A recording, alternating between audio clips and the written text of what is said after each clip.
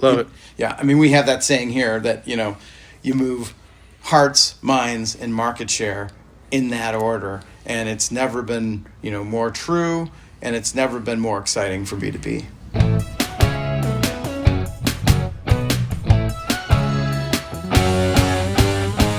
Hey, David. Hey, Scott. So the topic today is how B2B is taking a page out of the B2C marketing playbook and why it matters. Love that. Why does it matter? Well, I mean, I think it really speaks to what the new opportunity is and how B2B has different ways it can really stand out versus what was traditionally known as B2B marketing. It feels like there's just a sea change that we're experiencing because of the number of ways you can reach a target audience versus what it used to be, which was much more traditional. And therefore, a lot of B2B brands really focused on specifications and engineering information and the things that you'd typically find in trade magazines. Yeah. To me, I think the ability now to bring that story forward in a lot of different ways, unique ways, does allow good brand storytelling to happen. I don't think B2B was really thinking about that anyway. I think people were very focused on performance and specs, and I think you still have that fight in a lot of places. But when you think of any of the B2B brands who are really leaders in their industries, they're always strong brands with a good brand story that they invest in.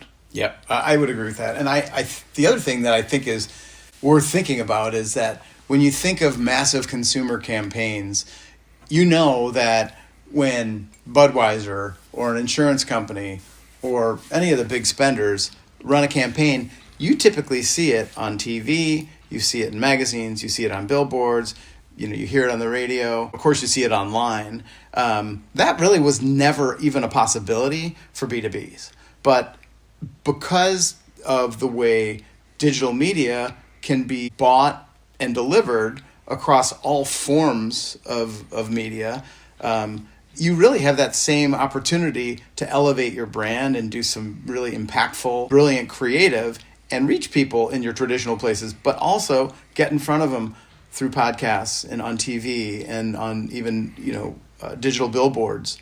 Well, it's been now in development a couple of years where you could do some of the targeting on high-end TV placements, but it's still a huge impact. I think that there's still not enough of it happening that when somebody sees a B2B brand on a college football game, for instance, they're like, oh, wow, like this brand is a player, There's a huge novelty impact to that. And I'm not, suggesting that that's sort of the lead dog, but it really does change the way you can think about how do you build your brand story and how do you really separate from everybody in your segment. Yeah, and it, if you're doing something like that, it's part of a mix, right? But it's a powerful piece that if you're going to be doing, that sort of, TV level storytelling, you want to make sure that you're doing something that's well thought out, well polished, well executed, really, tells your story in a way that's impactful and resonates. Yeah, I think the other thing that B2B actually started early on to get good at was using things like webinars and long-form videos to convey technical information and educational information. And the way you can use that now is so much greater and so much more impactful because of the changes in buyer behavior, right? So you can just think about those things fundamentally differently because you can take them as short form, long form. You can get sort of influencers or subject matter experts that are good on camera involved. Mm-hmm.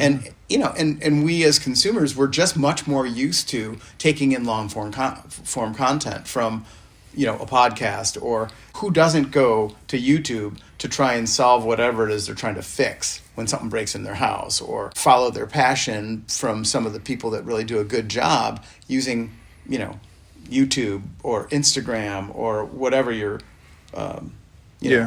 feed of choices. The other great thing about being able to be a little more granular is the reality is in B2B that buyer's journey is longer, more complex. You're often talking to a buying committee versus a single person.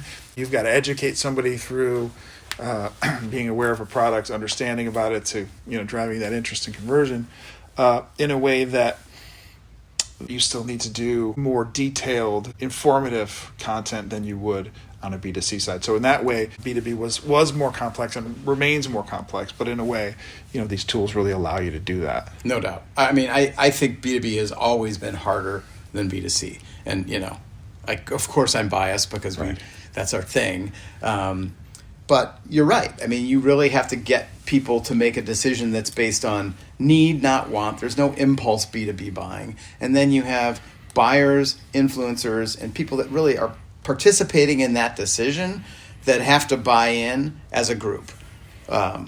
So when we led this off and started talking about like B2B taking a page out of the book of B2C, I guess what we were really talking about was just elevating impact and thinking more broadly in terms of how your campaign hits, right? I mean, what's the reality there? What do B2B marketers need to do differently today than they did 2 years ago, let's just say? Well, I do think from a big picture perspective, that emotional connection to the passions and pain points of a B2B buyer. What do I care about and why, and what's really going to connect? I think the thing that sometimes is lost when people think about B2B is that a lot of these things are really big picture world changing things. Like we have clients who are working on, evolving the electric grid with renewables or solving water problems. So like these are things that people in these industries who are very technical and in the weeds are also super passionate about. And so being able to connect the practical, technical stuff with that big picture sort of emotional impact is an opportunity in B2B that sometimes people don't fully take advantage of. Yeah, I think that's right. I also think that you can be very specific with the messaging and who it's reaching because of your ability to use data. So, if you have some very compelling things for one industry segment but not another, you can actually channel that messaging across many different platforms and channels to specifically put message A in front of audience A and message B in front of audience B.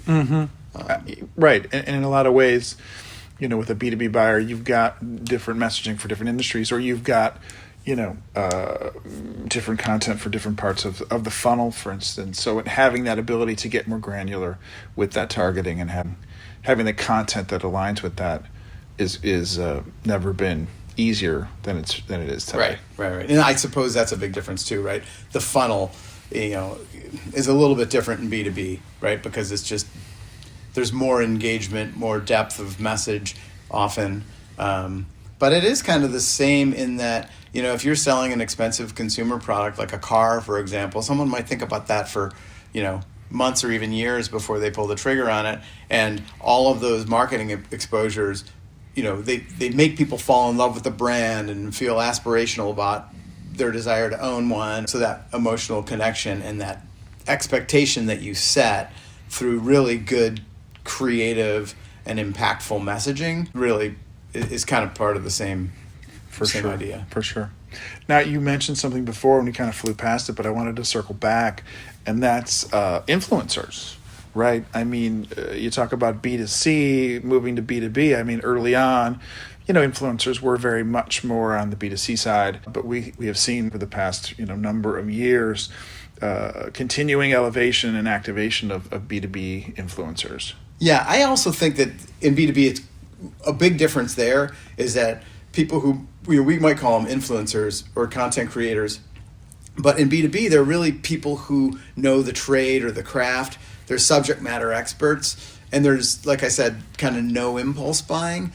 And I think with the erosion of trust in whatever, government, institutions, media, etc., as humans, we trust people. So if you build a brand as a content creator or an influencer and you have high trust, brands can now align with that and speak to and through that in a way that I think really adds a layer of credibility and extends what brands can do. It also has its risks, right? Because people are people. No, for sure. But I do think that a lot of times when you see these B2B influencers too, they're really leaning in with their expert POV. And so that influencer content is even more valuable than on the consumer side, where it's a little bit more, emotional lifestyle appeal versus, somebody who's got experience in this thing that I'm associated with or trying to figure out more about, and they're sharing content and information. It's just going to be more valuable, I think. Yeah, it's very interesting times for B2B. Things are moving fast now, and it's exciting, and just important to keep a finger on the pulse of that change and really lean into new opportunities. And we do a lot of work with B2B and industrial and manufacturing and related, and it's great to be doing more and more with those kinds of companies and seeing these things really bloom and come into full fruition in new ways. Yeah, I totally agree. So the net of it, I think, really is that a lot of B2Bs are being asked to do more with less, and it's hard to think outside the box, but there are really important new opportunities for B2B brands to leverage their data, think a little bit more creatively about how they can go to market, and make their marketing dollars work a lot harder. So there's a lift involved in sort of making the change, but it is the way to do more with less because it's more effective, it's more efficient, it's more targeted, and ultimately it's going to be more profitable and impactful, to Marketshare. Love it. Yeah, I mean, we have that saying here that, you move hearts, minds, and Marketshare in that order, and it's never been, more true, and it's never been more exciting for B2B.